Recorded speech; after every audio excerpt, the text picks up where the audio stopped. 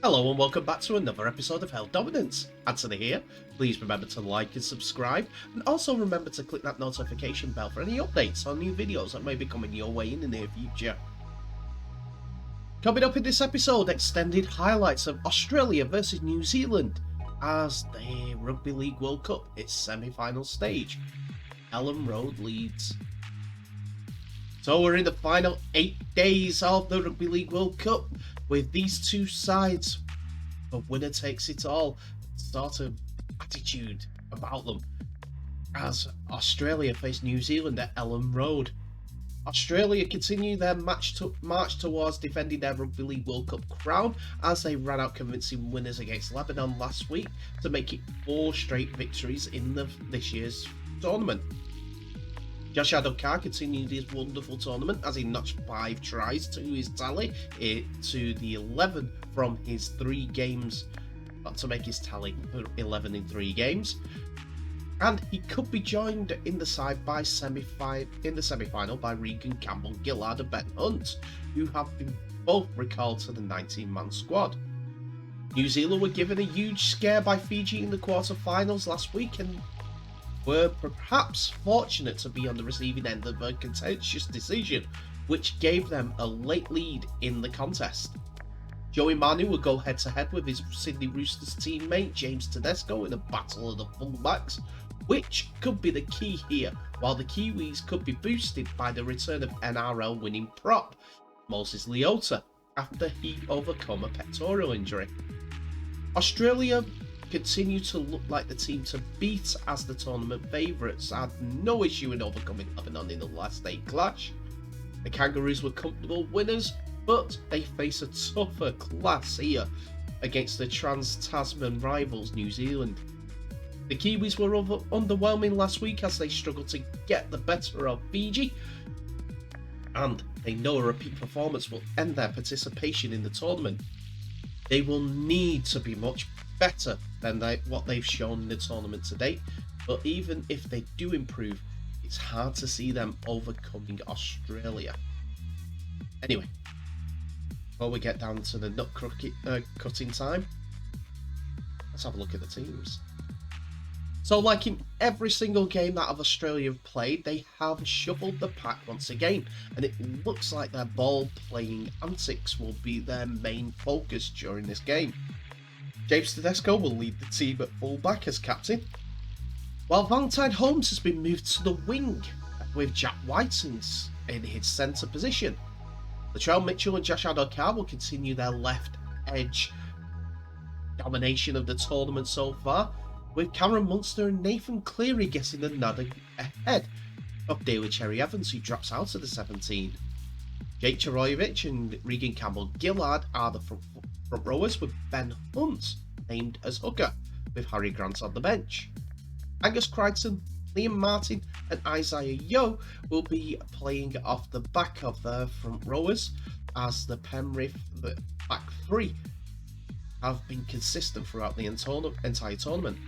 Joining Grant on the bench, Patrick Carrigan, Cameron Murray and Tino Fasamalawe complete the interchange bench.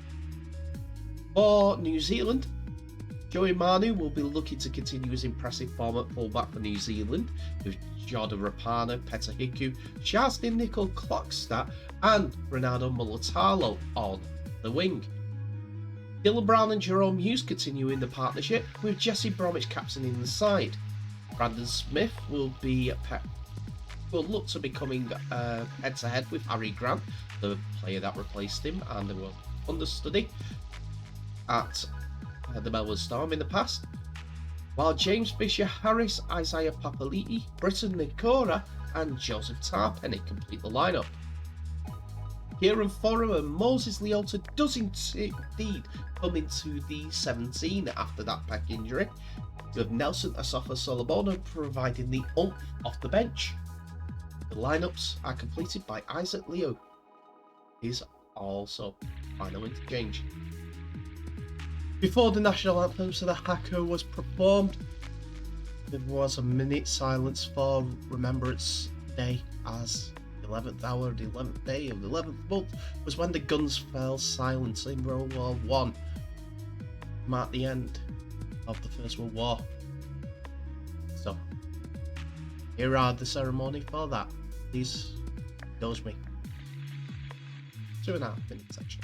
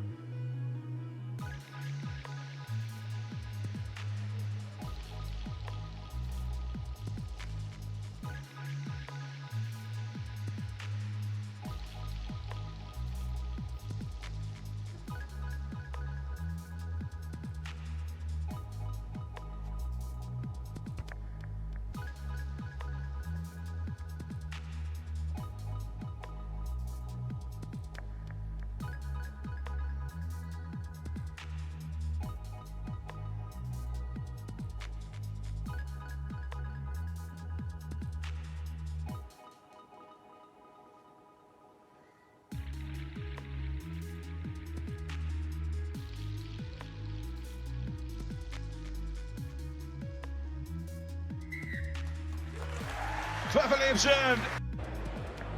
And now, the hacker for the semi-final. Then, better Hiku.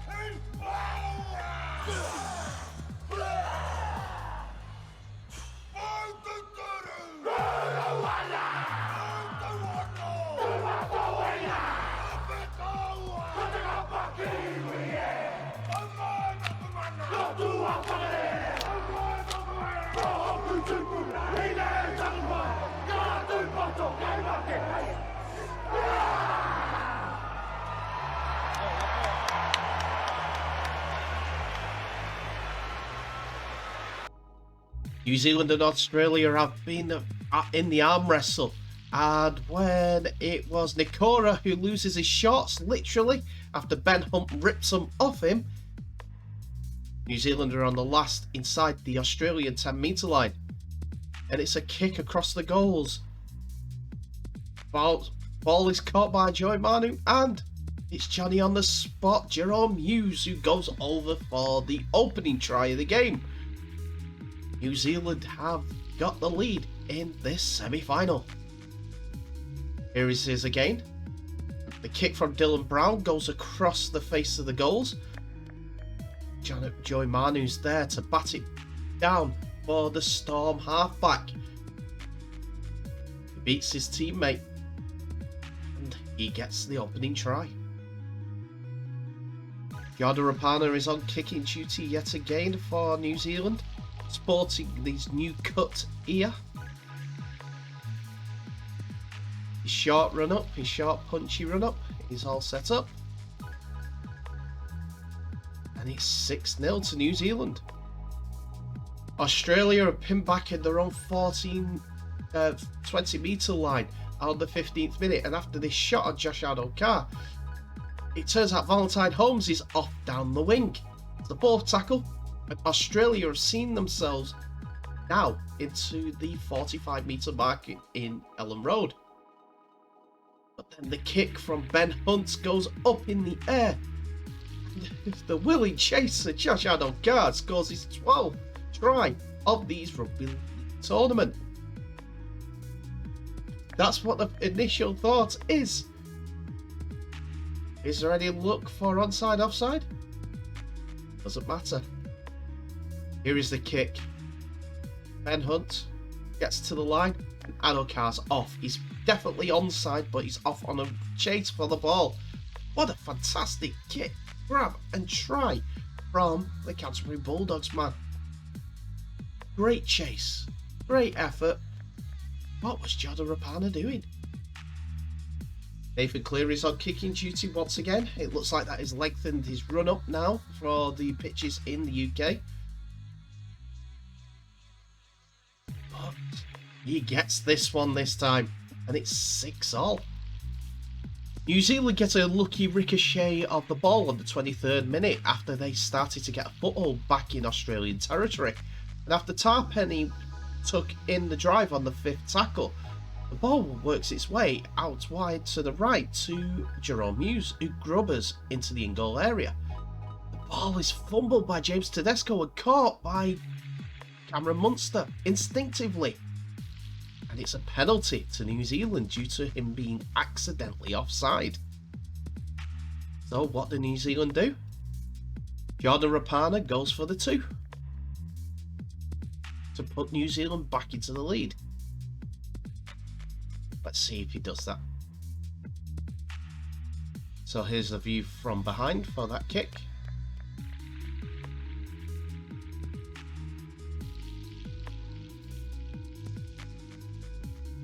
And Rapana extends the lead at Elland Road to 6 points to 8 to New Zealand.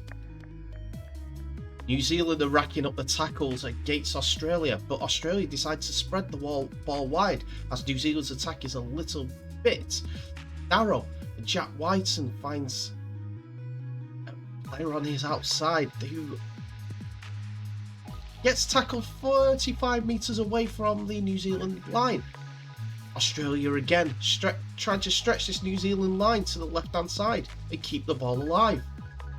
Munster is tackled on the 5th tackle, and Australia run it again, and Cleary finds Whiten, who ducks inside his opposite number. It's not held by Joey Manu. Passes it out wide to Valentine Holmes for a try in the right corner. Ashley Klein wants to look at it, see if this is actually given. He called it a try on the field.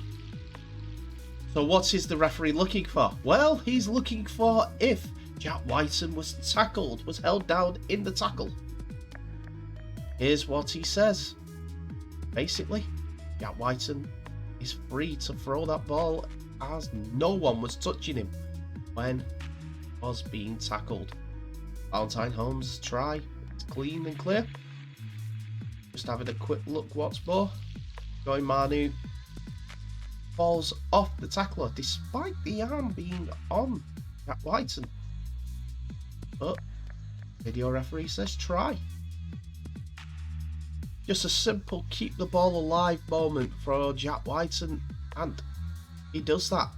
Last tackle, Valentine Holmes is on his own to score in the corner. Harry Smith has added fresh impetus to the go forward of Australia. The try nonetheless for Valentine Holmes. Nathan Cleary trying again to add the extras for Australia this time. Haven't we seen this score before?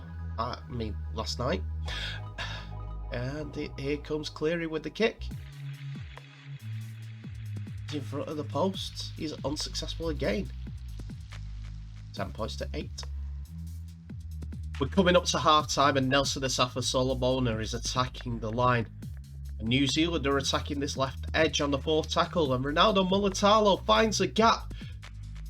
Outstrips Jack Whiten, passes the ball inside for Dylan Brown, who scores another fantastic New Zealand try. Great support play, great work. New Zealand are back in the lead. Here's that drive again. Nelson Asafa Solomona and also the Australian defence trying to get hold of him. And it is the drawing of Valentine Holmes, the outstripping of Jack Whiten. Then the inside ball from Ronaldo Mulitalo to find his standoff to go in close to the post. Great work by the New Zealand team. Anna back on kicking duty. That's his 3rd conversion. 14 points to 12 to New Zealand.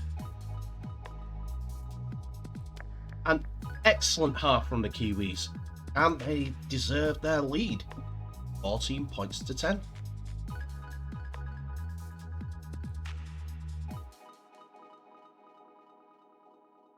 We're early in the second half, and after a couple of sets restarts and a mistake by Australia, New Zealand are relieving the pressure on the 5th tackle as they've just entered Australia's territory.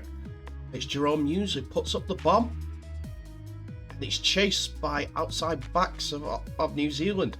The ball goes off Josh Adokar, and a great pass by Leota finds Petter Hiku, who goes over in the right side of the pitch. New Zealand are celebrating, but Ashley Klein is going to wet their chips with urine by saying no try. What he wants to check is onside, offside, and a possible knock-on by New Zealand.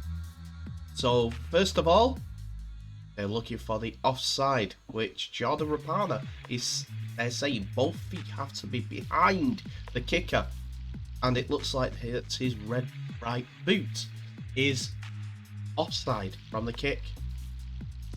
That's where we stop looking, to be fair. Referee Chris Kendall has no try at that point.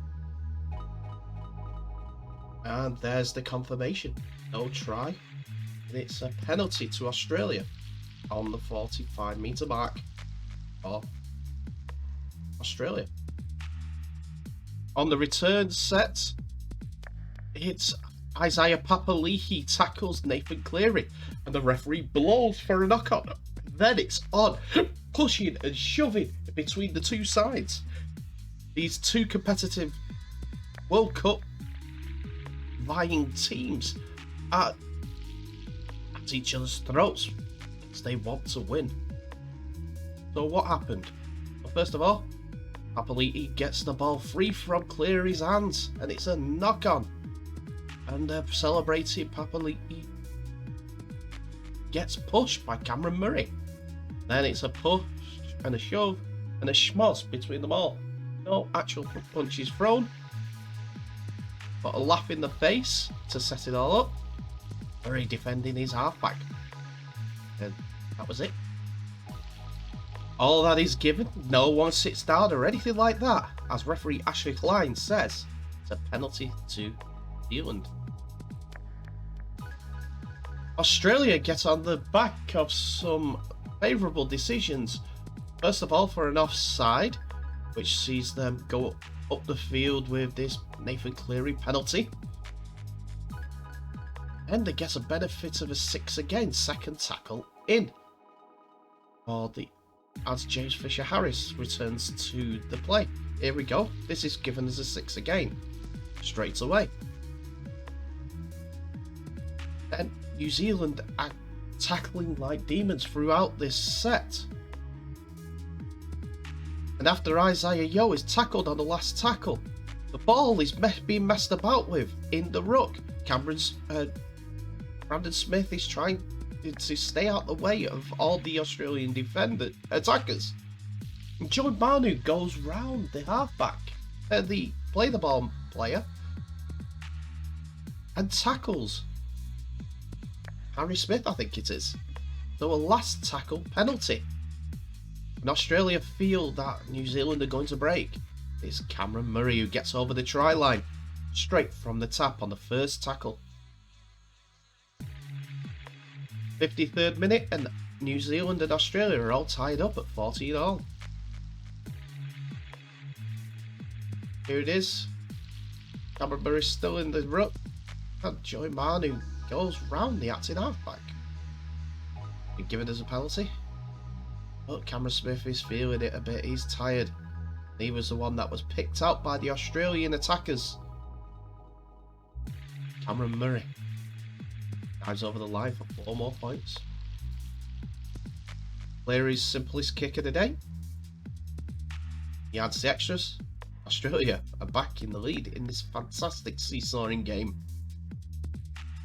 Australia are knocking on the door, and they get into the New Zealand 10-metre line, and on the 4th tackle, Harry Grant almost gets over the try line, but it's forced back by 2 would-be defenders, Kieran Foran and Joey Manu. Then there's a contest for a Nathan Cleary kick, which Jack Whiten knocks back, but it's knocked back as well by New Zealand, so a set restart. Unfortunately for Australia, a penalty is given away due to a push on Kieran Foran. Getting a bit tasty this game. There has been a little bit of a blow up. And let's have a look at the penalty. So here it is. Watch Kieran Foran in the middle there. Just a slight push, and it's a soccer stadium, so he went down quite easy. New Zealand seem to be trying to hang on at this time, as 3 were in the tackle. But fortunately, for New Zealand, they're closing down the gaps. On the last tackle, though, Australia decide to go off the cuff a little, as Nathan Cleary is caught in the tackle. Angus Crichton's with a kick in behind, but it's well recovered by Ronaldo Mulitalo. He's feeling it in his knee a little bit after that recovery. Plays the ball, and in goes Fasa Malawi. Not sure if he wrapped his hands or not. But Nicol Klostad felt that. Couple of injuries here, and referee Ashley Klein has to stop the play. New Zealand finally get some yardage and find themselves just inside their own 40 after that tough tackle set. And Jerome's uses kicks is a bit squiffy, and Rapana cannot take it in. But Australia are on it on a flash, and Josh Adokar is away, but an ankle tap by Hughes keeps him inbounds and also out of danger for New Zealand. New Zealand have been getting some good field position, but some bad communication in back play sees Jordan Rapana returning the ball. But it works for him as he bursts through the tackle of Valentine Holmes and finds Nicol Klostad. We're at the 78th minute, and Ben Hunt gets back to slow down the Canberra fullback. Let's play this on, because New Zealand have been in attack all the way through this half, and after a great offload by Asafa Solomona, a kick by Jerome Hughes is seemingly grounded by Peter Hiku. Have New Zealand scored? Well, Ashley Klein is saying that it is a second tackle, no try. So checking the grounding, checking the onside, offside. Also, they want to look at where Peter Hiku jumped from to dive on that ball. So first of all, they said offside's fine. And they now need to look at the grounding and where he took off from. First of all, Josh Adokar misses. But Hiku's out of play. Jump from out of play. The ball is grounded on the line either way. Though it is counted as not a try. Which the video referee confirms. Right. So, it's a 20-metre restart for Australia. Still a couple of minutes to go in the game and Australia reached the last tackle. And after a close down play on Nathan Cleary, a kick from Valentine Holmes goes out on a full. New Zealand gets a 7-set restart. What can they do with this? Well, they reached the last tackle and they're in the 20-metre line of Australia. And it's pouched. That Jerome Hughes kick is pouched by Latrell Mitchell, who wastes time as much as he wants, as he's got the ball in his hands and they're in the lead. The time is not called at this point. Only got 25 seconds left,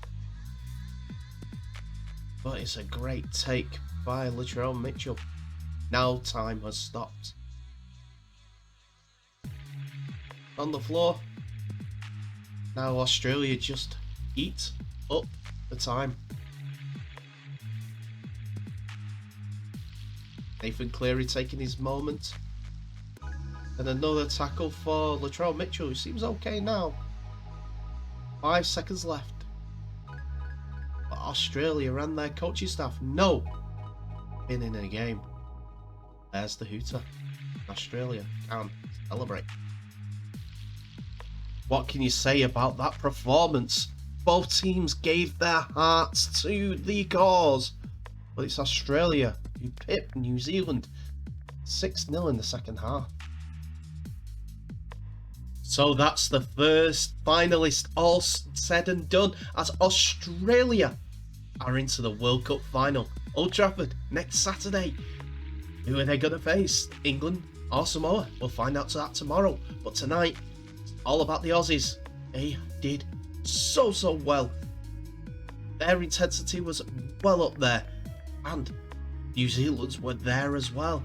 The difference between the two was a few 6-agains were called, and Australia managed the ball a bit better in the second half.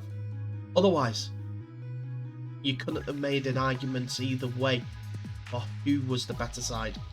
They were both great. Fantastic effort from both sides, and I want to see that sort of game again. Maybe tomorrow, maybe in the final. The Emirates has got a game to live up to at Elland Road. There was such a good effort between two sides, and I loved every minute of it. Tell me what your thoughts are. Do you think that it was a fair result? Do you think that there were a couple of decisions that were disappointing? 2 down for Peter Hiku on the decision front, but you get them calls sometime. Anyway, thank you so much for watching, ladies and gentlemen. Please remember to share this video worldwide. Also, please like, subscribe, and click that notification bell for any new videos that may be coming your way in the future. But in the meantime, please all stay safe. I wish you all the best, and I'll see you in the next episode.